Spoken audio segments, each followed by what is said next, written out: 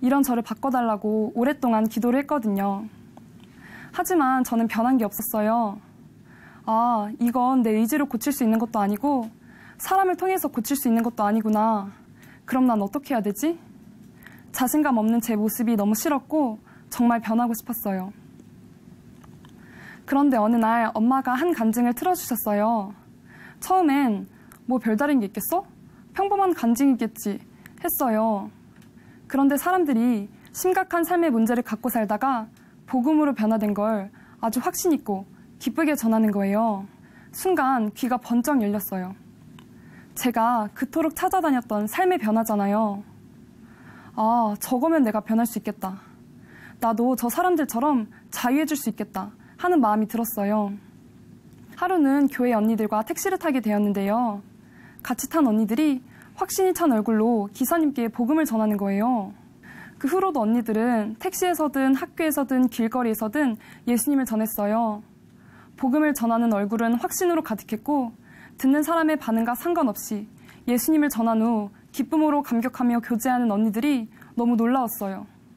언니들의 모습을 보며 나도 하나님을 믿는데 왜 나에게는 저런 확신이 없을까 고민하기 시작했어요.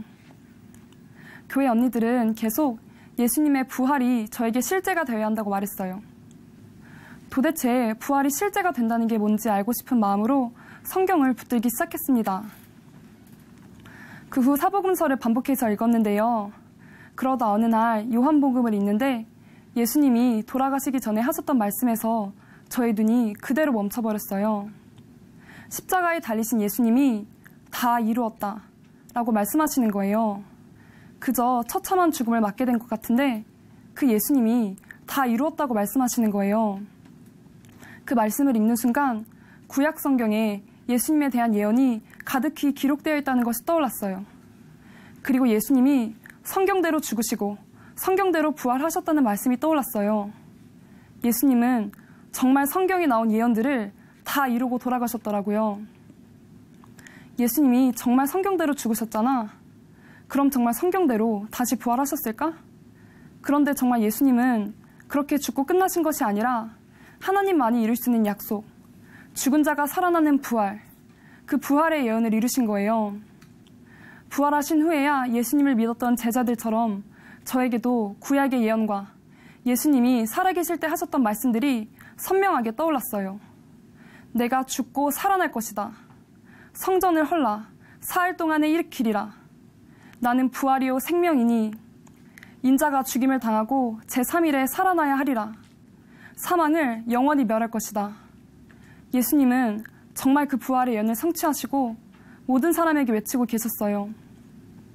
선지자들을 통해 한 모든 예언을 내가 다 이루었다.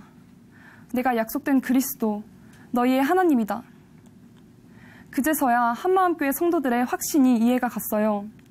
그들과 저의 믿음이 다를 수밖에 없었던 이유는 바로 여기 있었어요. 그들은 저처럼 삶의 변화를 위해 하나님을 믿었던 것도 아니었고 기댈 곳이 필요해서 믿은 것도 아니었어요. 그들은 인류 역사에 존재하셨던 예수님이 성경대로 죽고 성경대로 부활하셨다는 사실로 하나님의 존재가 온 천하에 확증되었기 때문에 믿을 수밖에 없었던 거였어요. 아멘. 기독교는 신화나 전설이 아니라 절대 흔들리지 않는 사건, 예수님의 부활, 이 역사적인 사건 위에 세워진 믿음이었어요. 아멘. 초대교회도 그렇게 시작이 됐더라고요. 그 사람들은 예수님을 믿고 싶어서 믿은 사람들이 아니었어요. 오히려 예수님을 믿는 제자들을 이상하게 보고 조롱했던 자들이었어요.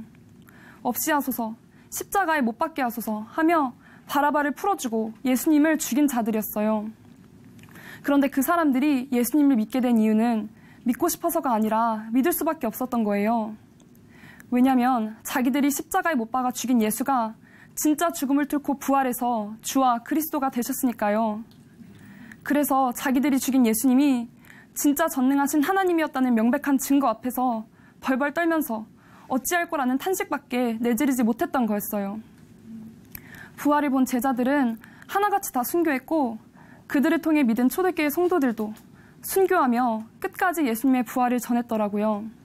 부활이라는 그 증거 앞에서 십자가에서 죽으신 분이 하나님이라는 것이 확증된 순간 저의 모습이 보였어요. 나는 여전히 사람들을 대하는 게 어려운데 예수님이 나와 무슨 상관이 있냐고. 전지전능하다면서 왜 날 고쳐주지 않냐고. 진짜 하나님이 맞냐고 소리치는 제가 바로 예수님께 가시관을 씌우고 갈대를 들리고 희롱한 자였어요.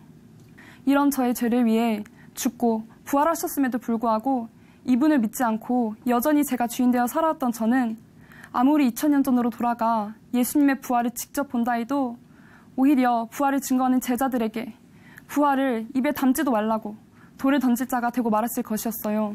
하나님, 저는 예수님을 믿지 않고 제가 주인 돼서 살았어요.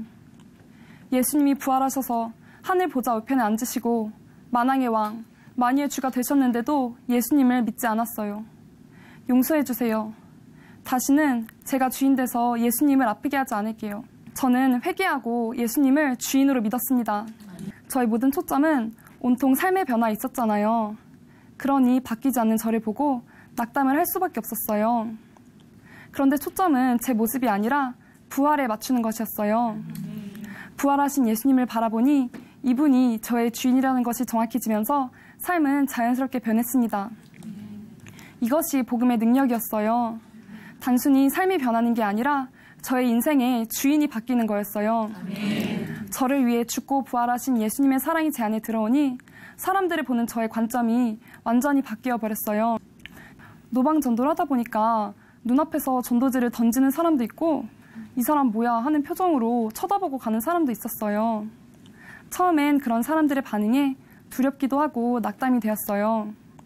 그런데 같이 전도하는 언니가 힘들어하는 저에게 이렇게 말해주었어요. 예수님도 십자가에 돌아가시는 게 두렵지 않았을까? 그런데 예수님은 우리를 살리기 위해 그 잔을 받으셨잖아.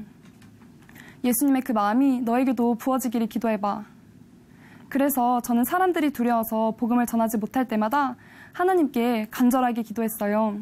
내가 너와 함께하고 있단다.